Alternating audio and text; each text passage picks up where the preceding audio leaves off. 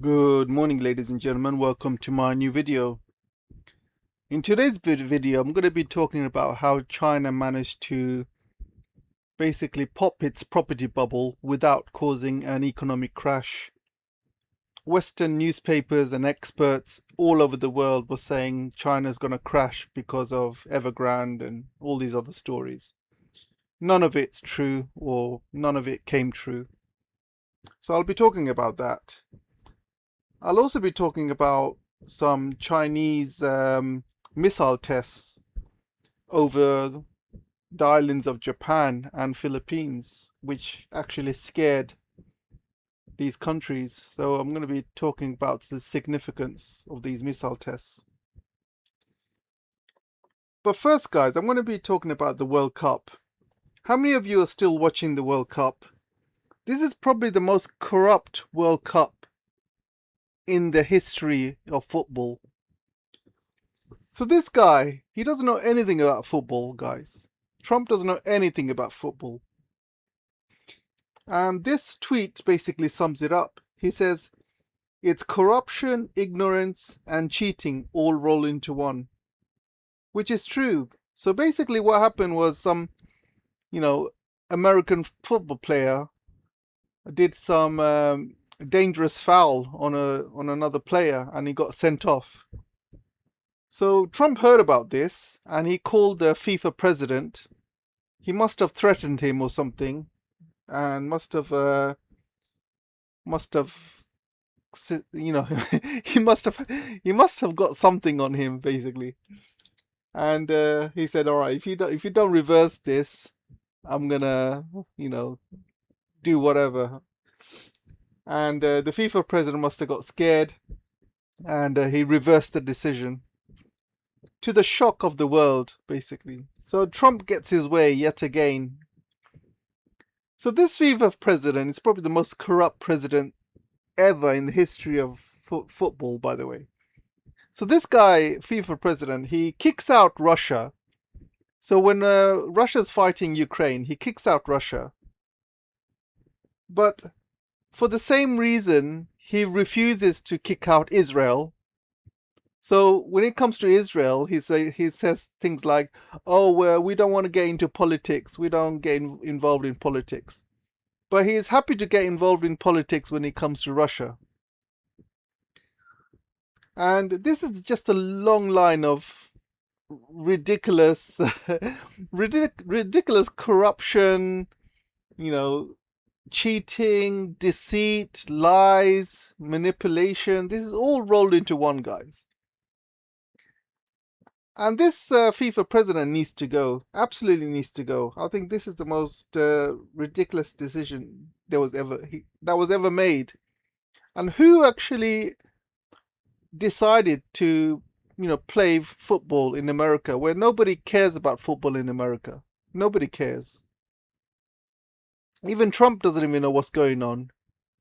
He's like, "Oh, I heard, I don't watch football. I don't know what red card means, but it's a bad decision." That's what he says.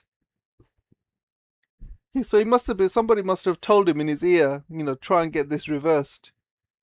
So they're playing tonight, so it will be a travesty if that guy scores and wins the game for the USA. Absolute travesty. I mean, who watches football anyway? I mean, I must admit, I used to watch football a long time ago. I used to watch games, I used to go to games. But then I realized, every football fan I talk to, I'm not joking. I'm not joking. They just don't know anything about the world. You ask them anything about the world, they just don't know. All they know is how to drink beer, and they will know everything about football. If you ask them, how many goals did this player score like 10 years ago? What's his football stats? They will remember all of that stuff. They will, they know everything about football, they will know.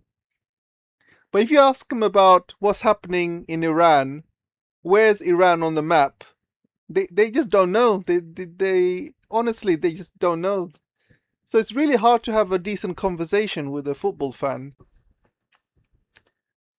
Guys, I'm not having a go at everybody that loves football here. I mean, I know there are genuine people who love football and are very intelligent. I'm talking about the real football hooligans, the real, hooligans that go out drinking, they go out fighting, literally brainless football fans. Those are the ones I'm talking about. I'm not talking about, if you guys love football, I'm not talking about you guys. If you can love football, you can enjoy other things, as long as it's not like a religion to you, as long as you don't treat it like a religion, like a cult. You live and breathe football. You're not a hooligan going out beating people up because of football. Not, that kind of stuff I'm talking about. I'm not talking about the average, football fan here. I'm talking about the real, football hooligans. We get a lot in UK.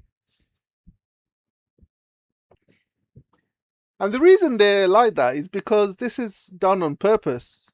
Do you remember the Roman times when Rome built a stadium for the gladiator games?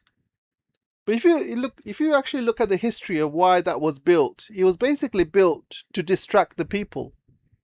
Because Rome was having the same issues that the West is having. They were having economic problems, they were having problems with society, nobody was happy, there was a huge inequality, of the rich and poor.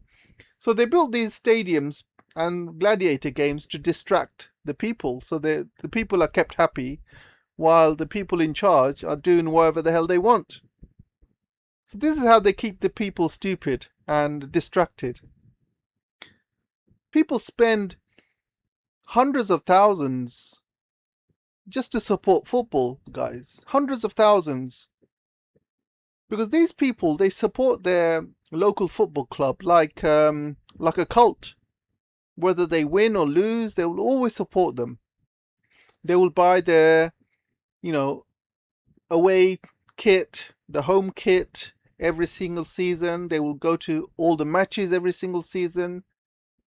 They will spend all of their money, hard-earned money, on football, every single penny. And sorry to say, there are people like that, working class people, who just spend all their salaries on football. And people that go all the way to the World Cup in United States, I mean, that's not cheap, right? I mean, you got to pay for the flights, you got to pay for the hotels, hotels are going to be extremely expensive because, there's a World Cup going on, so all the hotels will jack up the prices, all the flights will jack up the prices, all the restaurants will jack up the prices. So it's going to be a very expensive trip for you. I mean, I have American friends, and they are telling me that just for 2 weeks vacation in United States, where the football matches are, just the hotels alone. You're welcome to check this, by the way. I did check it, and I verified this. Just for 2 weeks for a hotel, flights, if you include all the restaurants, food, it will cost you about $50,000. I am not joking, guys. $50,000 to watch a corrupt football match. That's how expensive it is. Going all the way to America to watch it. But there are rich people who do that. There are lots of rich people who don't mind spending that kind of money. But I feel sorry for the average working class people that save up $50,000, go all the way to America to watch one or two of these games, and it's full of cheating, full of corruption. It's ridiculous, guys, ridiculous. But yeah, if you love football, I'm not blaming you. I'm not saying don't watch it. If it makes you happy, you should watch it. But yeah, I think it's just me, to be honest. I just find I just want to. I don't want to waste my brain cells on remembering useless stats, which not going to help me in my life. I'd rather use my brain cells on knowing what's really happening around the world and keeping my brain sharp. But that's just me anyway. Let's move on, guys. Let's move on. So China has managed to basically bring the property prices down all the way to 2006 level. Yeah, 2006. So they basically have reset the property market back to how it was in 2006. This is a huge feat by itself, because all over the Western papers, all over social media, hundreds of thousands of people, all everywhere, they were saying that China's going to collapse. How many of you remember these articles and social media posts?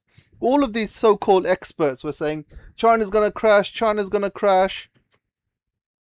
And they were saying that, basically Evergrande is going to bring China down.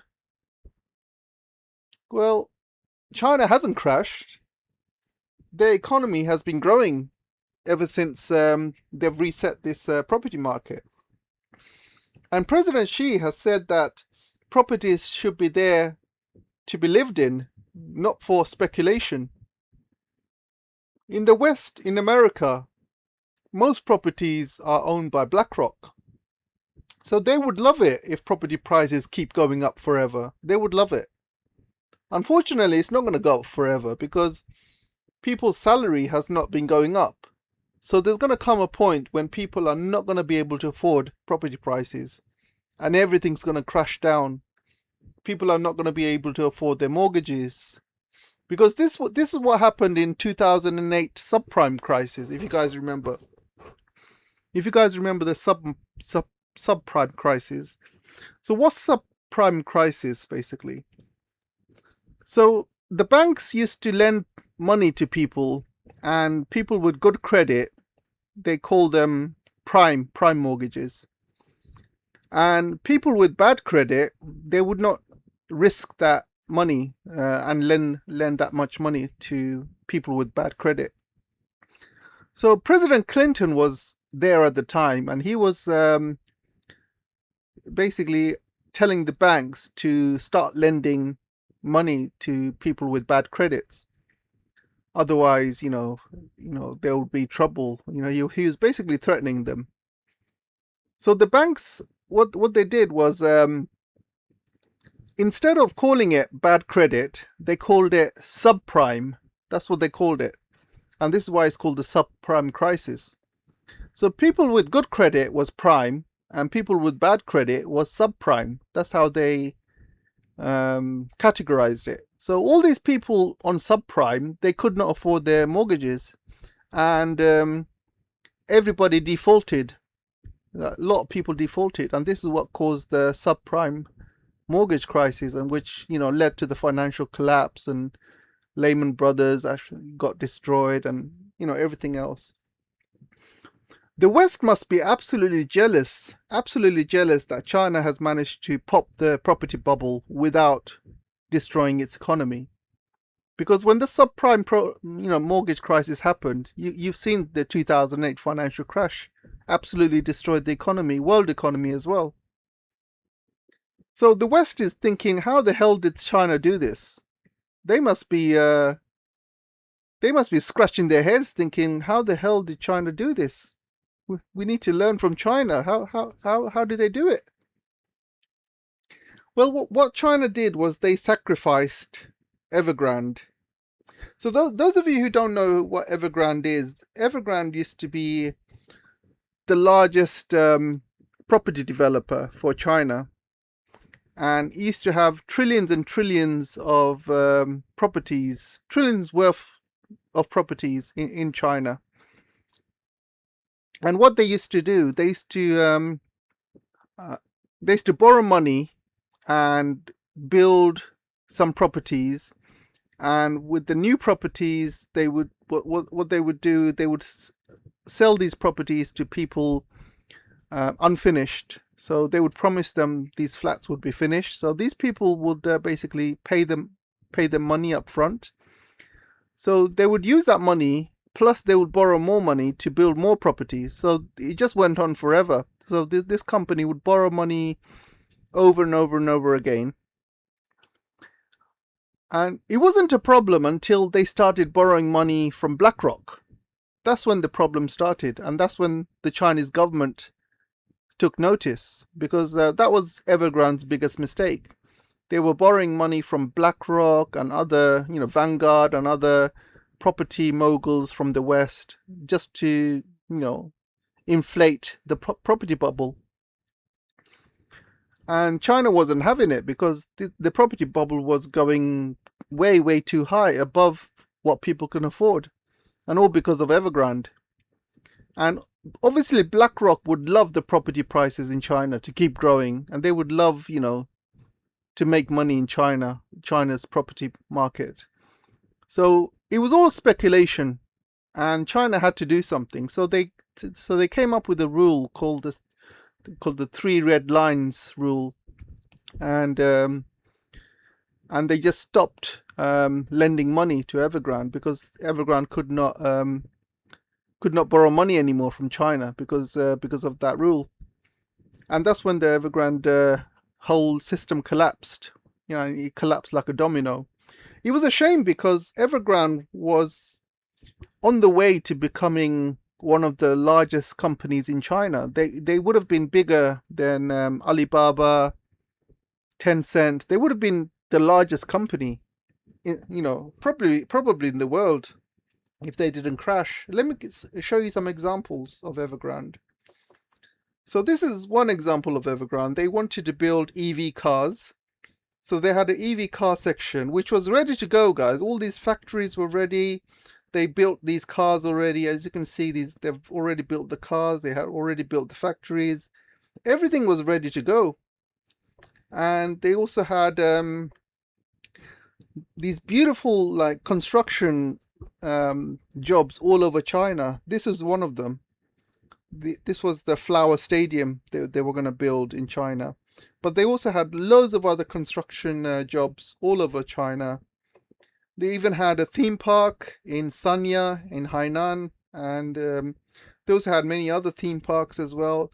So it was a huge company, guys. They were doing everything. They were also, dangling in tech and all sorts of stuff. So they were a huge, huge company.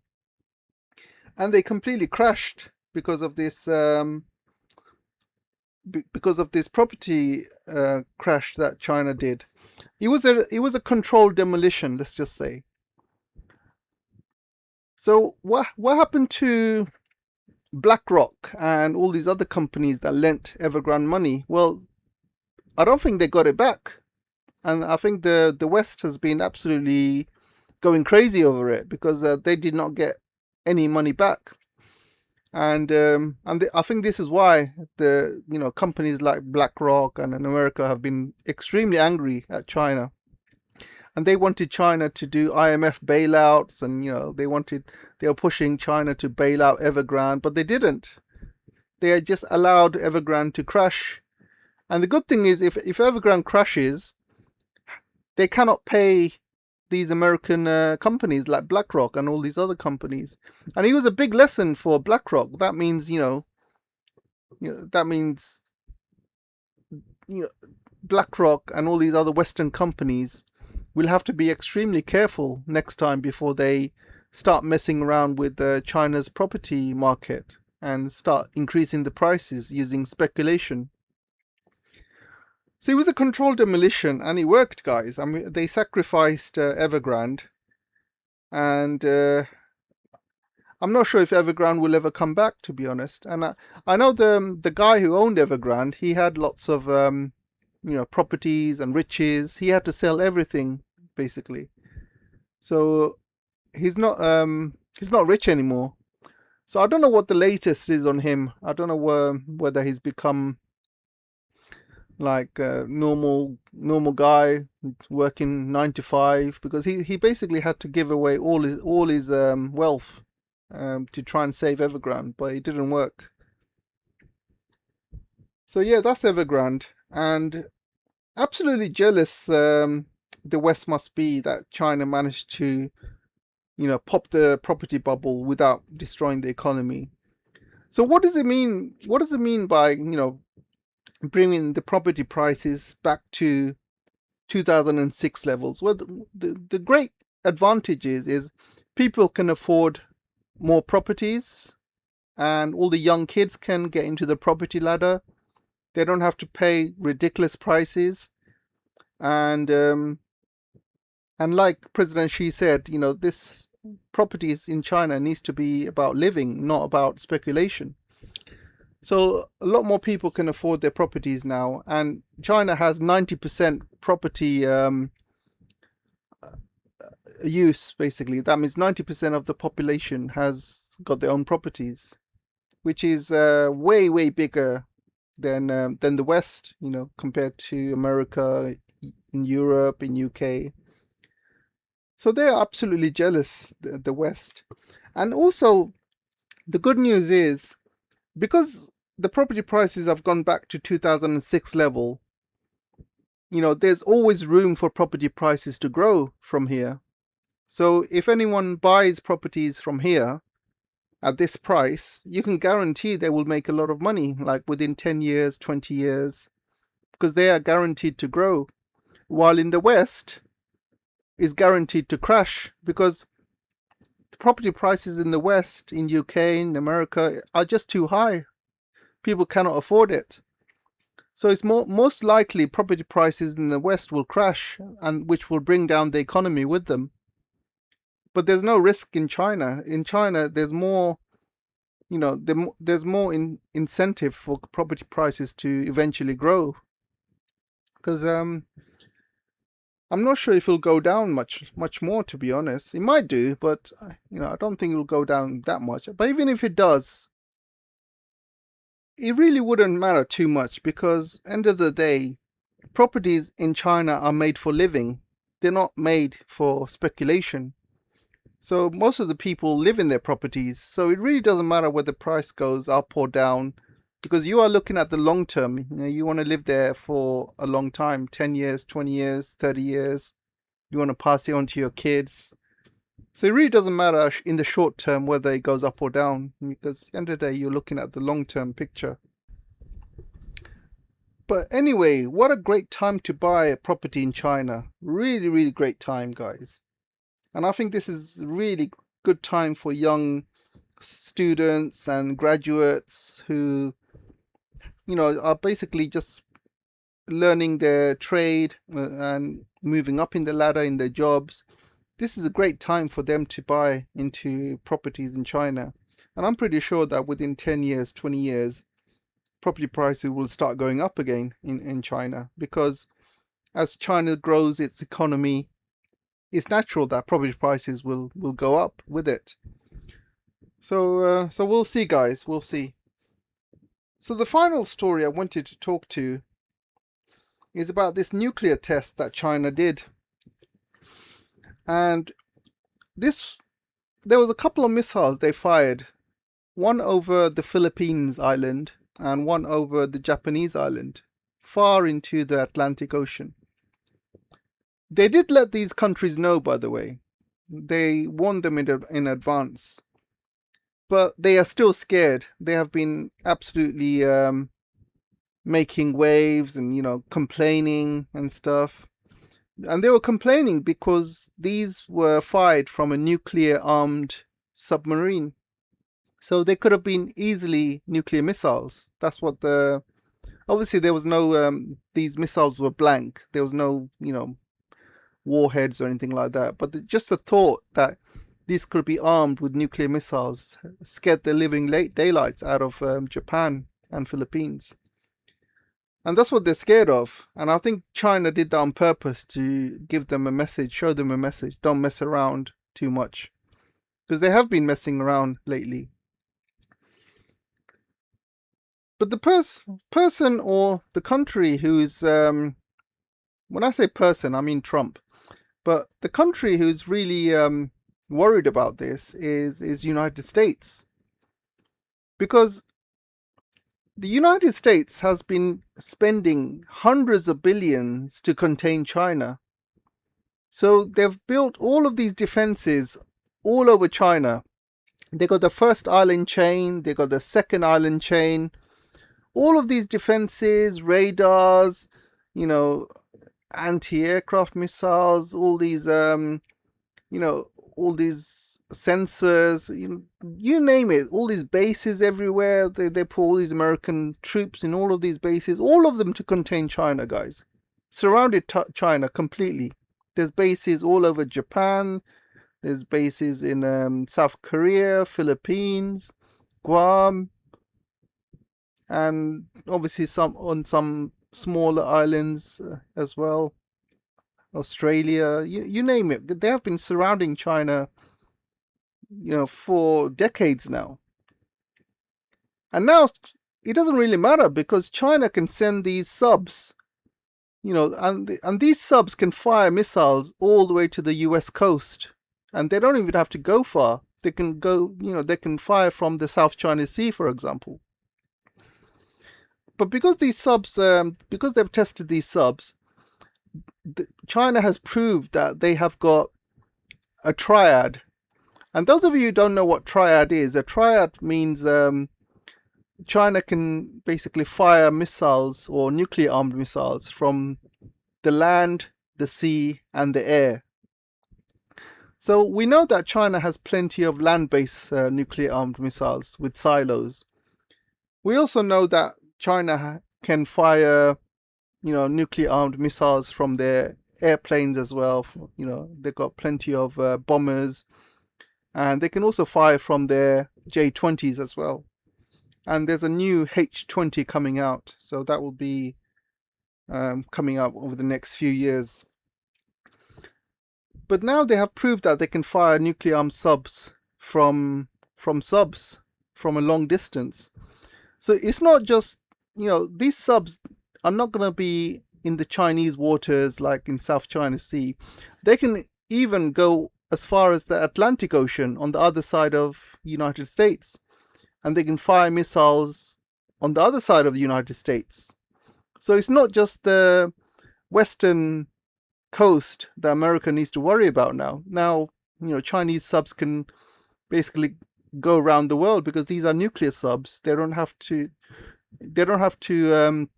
rise up every few days. They can stay underwater for months because these are nuclear powered. So technically these nuclear subs can go around the world. They can hide in the Arctic waters. And if there's a war, they can fire nuclear subs from the Arctic into the American coast from the north, hitting, places like New York, or they can hit some northern cities. And they can hide some subs in the Atlantic Ocean, deep in the Atlantic Ocean. And, that would mean that Washington and Florida and places like that will be, could be hit. If only if America attacks China, by the way. And they can also hide, all the way down below South America, like below Argentina. They can fire north from there, which could hit, cities like Mississippi, Louisiana, and places like that. So you see, guys, America has got a lot of worrying to do now because this has completely changed the game. While before they used to try and contain China and they used to be worried about their western coast, now they have to worry about all the coast as well. So China is not like Iran, where America can attack China and China will just attack the American bases nearby. It's not going to be like that. If they attack China, China will attack back to the American to American bases in America. We're not talking about bases in Japan or Philippines. I think China and Russia are the only two countries who can actually hit the US coast if there's a full-blown war. So America is absolutely panicking because of it. And they're talking about the Golden Dome and things like that.